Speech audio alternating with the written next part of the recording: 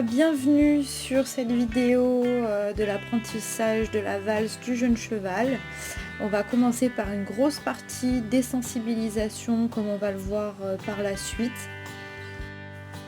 Ici, on voit qu'on commence à désensibiliser le cheval pour sa deuxième séance d'éthologie avec le stick et le sac poubelle plié au bout.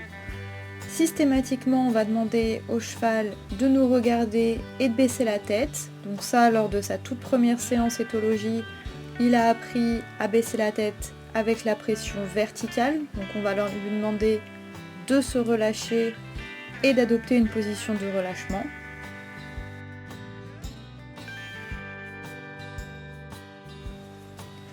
On va faire la même chose ensuite en désensibilisation avec le stick, avec le sac poubelle détaché, donc qui va faire un petit peu plus de bruit.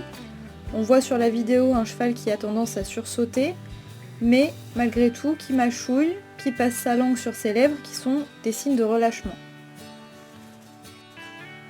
Le cheval inquiet va avoir tendance à orienter ses oreilles dans toutes les directions possibles d'où vienne le stimulus. Le stimulus, ça va être le stick qui s'agite lors de la désensibilisation.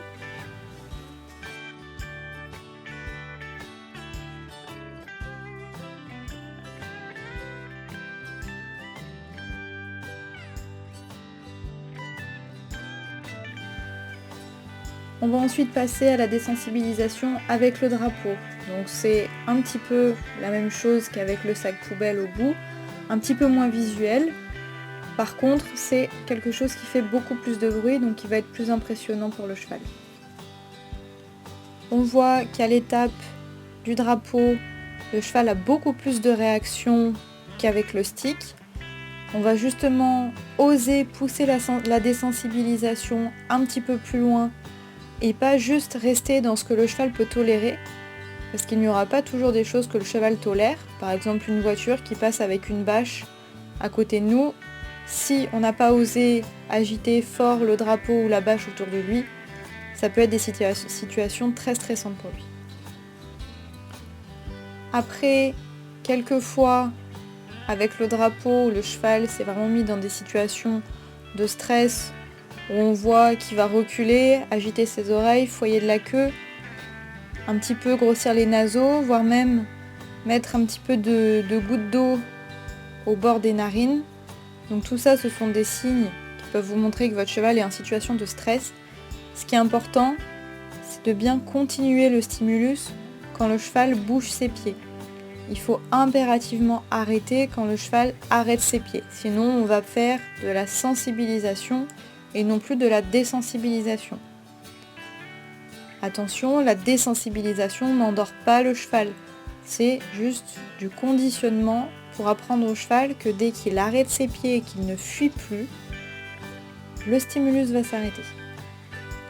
On continue ici avec le drapeau. On voit qu'après plusieurs essais et plusieurs minutes de désensibilisation avec ce drapeau qui était absolument effrayant, on voit qu'on peut maintenant lui passer sur la tête, sur le corps, l'agiter. Le cheval se passe la langue sur les lèvres, il mâchouille. On va pouvoir ensuite commencer la désensibilisation avec la longe sur les membres. Donc bien commencer par les postérieurs puis les antérieurs. Alors cette étape de désensibilisation est très importante. Vous verrez par la suite qu'on va aussi désensibiliser avec la longe, surtout derrière. Pourquoi ? Parce que dans l'apprentissage de la valse, on va apprendre à notre cheval à tourner sur lui-même avec une longe qui va passer derrière les fesses, parfois même sous la queue. On ne choisit pas toujours où va la longe. Donc c'est impératif de désensibiliser l'arrière-main de notre cheval pour ne pas avoir de soucis et se retrouver avec les deux postérieurs face à nous. Par la suite, on va pouvoir lui passer la longe sur le corps. Cette même longe qui servira à la fin de cette vidéo à faire la valse. Donc il est primordial de pouvoir passer cette longe de partout, que le petit popper qui puisse venir toucher, effleurer, parfois claquer un petit peu sur le corps du cheval, ne l'effraie absolument pas et ne lui pose aucun problème. On va pouvoir ensuite commencer à passer la longe derrière les fesses, donc cette étape est une des plus importantes de la désensibilisation. Vous comprendrez pourquoi par la suite. D'ailleurs, on a quand même des réactions qui sont assez grosses venant de ce cheval.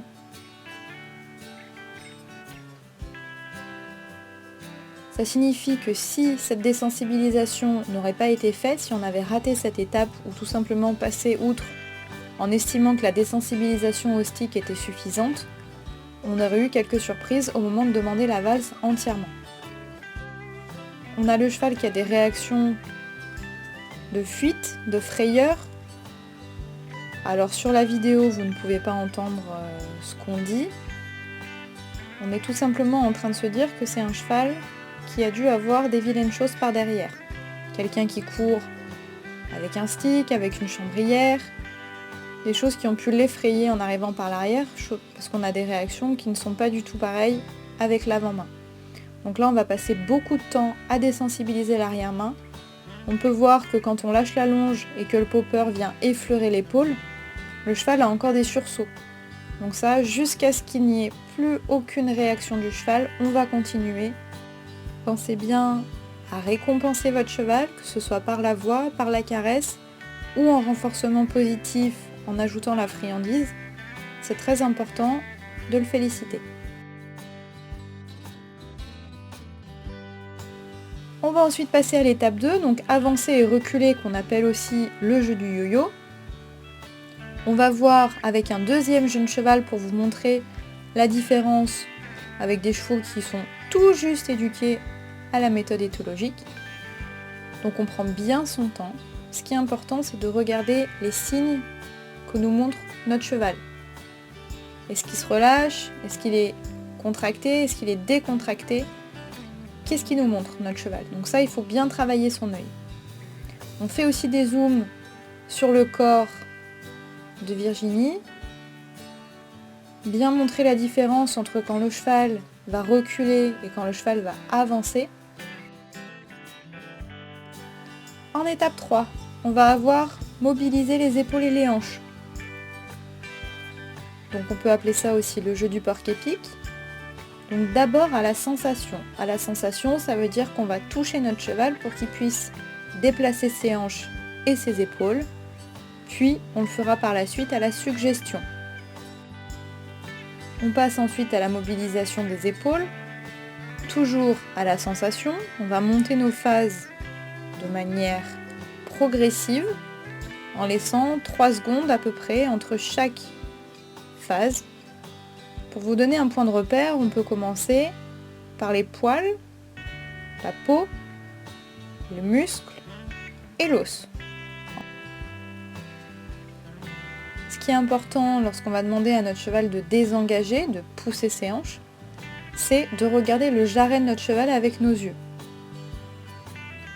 Tout en augmentant notre énergie et en montant notre main qui est vers le cheval. Pourquoi monter sa main qui est vers le cheval? Déjà pour établir une connexion, le prévenir qu'on va lui demander quelque chose, et surtout l'empêcher de basculer sa tête de l'autre côté, car s'il passe sa tête par-dessus notre bras, on aura ensuite des difficultés pour lui demander de se désengager. Donc établir une connexion, marcher en arc de cercle vers les hanches et regarder le jarret de notre cheval. Avec Farouk, on voit ensuite le déplacement d'épaule à la suggestion. Donc si votre cheval a tendance à vous monter un petit peu dessus, à venir avec son épaule contre vous, pendant que vous demandez l'exercice, il est important de le renvoyer dans son espace personnel. Pour le déplacement d'épaule à la suggestion, il suffit d'orienter sa main du côté où on veut tourner dans la direction où on veut mener son cheval. On va orienter un petit peu comme sur un envoyé notre nombril, notre épaule et nos yeux du côté où on veut que le cheval aille. Et avec le stick qui est le prolongement de votre bras, vous pouvez lever le stick et tourner le stick.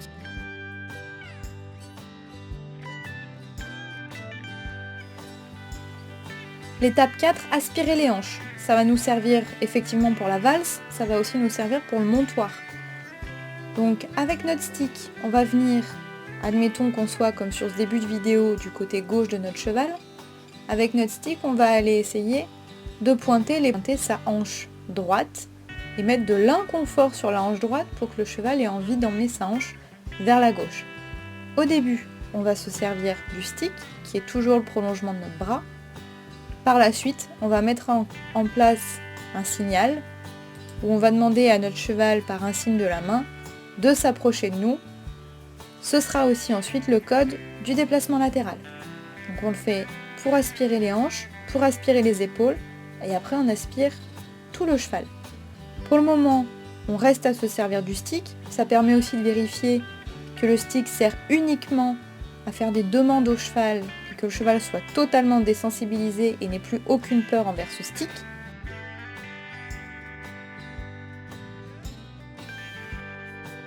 En étape 5, on va débuter le mouvement de la valse avec la longe. Donc on va se servir de la longe pour montrer à notre cheval ce qu'on attend de lui. Vous comprenez mieux pourquoi il était important de désensibiliser notre cheval avec la longe derrière les fesses, parce qu'on va lui passer totalement derrière la croupe pour lui montrer le mouvement qu'on attend de lui. Donc on tient bien sa longe, on ne lui laisse pas tomber derrière les fesses. On va progressivement lâcher la main qui tient la longe le plus près du mousqueton. On va reculer et presser ses doigts un à un. Si le cheval commence à tourner lorsqu'on a pressé pouce index, on ne va pas presser les autres doigts. Plus le cheval répond à une sensation délicate, plus on prend ces réponses-là. Vous verrez avec Berlioz qu'on va en même temps demander un léger désengagement pour aider le cheval à revenir vers nous. Donc on regarde le jarret et dès que le cheval nous fait face, on va pouvoir l'appeler. Alors chez nous, on rappelle les chevaux en reculant les épaules et en écartant un petit peu les bras. Il y a d'autres techniques et d'autres façons de faire. Berlioz, on se souvient qu'il avait eu beaucoup de mal lors de la désensibilisation à la longe. On prend quand même des précautions, on fait attention, il a été bien désensibilisé et on vérifie qu'il n'ait pas d'autres réactions de fuite. On va ensuite commencer à mettre le signal de la valse. Donc là, le code, c'est souvent vous qui le choisissez.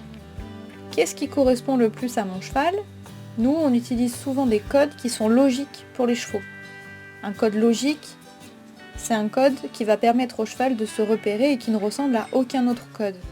Là, on veut que notre cheval tourne sur lui-même vers la gauche ou vers la droite. On va donc tout simplement lever notre main et la tourner dans le sens où on veut que notre cheval aille.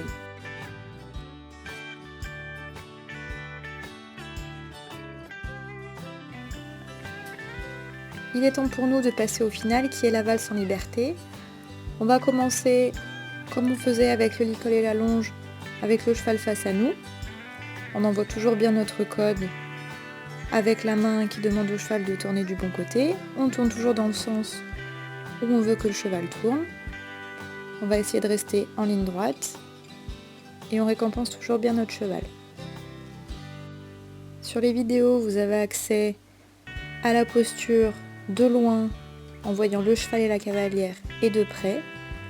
On voit ici bien le mouvement de la main qui tourne vers la droite pour que le cheval comprenne dans quel sens il doit tourner. On peut ensuite complexer les exercices. On va ici envoyer notre cheval sur le cercle, lui demander la valse et ensuite le rappeler face à nous. Ayez bien un code pour chaque demande. Votre cheval ne peut pas avoir des codes similaires les uns vers les autres. On voit d'un peu plus près, donc le mener avec la main droite, pas trop haute, la connexion pour appeler la tête du cheval comme on a vu au tout début de cette vidéo, le code de la valse et le renvoyer sur le cercle. On voit ensuite que les exercices peuvent tous se combiner les uns aux autres. D'abord la valse face à nous, on décompose bien les exercices. Ensuite, l'envoyer sur le cercle, la valse et faire revenir le cheval face à nous. Et pour complexifier encore plus, on peut envoyer sur le cercle, demander la valse et renvoyer le cheval sur son cercle. Évidemment, les exercices se font après à l'infini, il suffit d'avoir un petit peu d'imagination.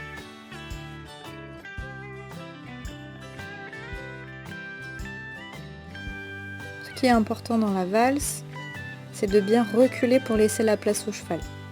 Le cheval qui est désensibilisé ne lancera pas les postérieurs quand on se retrouve dans son angle mort. Par contre, il a besoin de toute la place nécessaire pour pouvoir tourner. Sur la dernière vidéo, on voit qu'on peut commencer à jouer un petit peu avec notre cheval. On peut lui demander de faire la valse en cabré, de se cabrer avant, de faire la valse ensuite. Tout est possible. En espérant que cette vidéo vous a plu, que vous avez appris des choses, que ça a été plus facile pour vous de voir les exercices en continu et les positions correctes à avoir. Et à bientôt pour de nouvelles vidéos avec l'écrin d'Éden.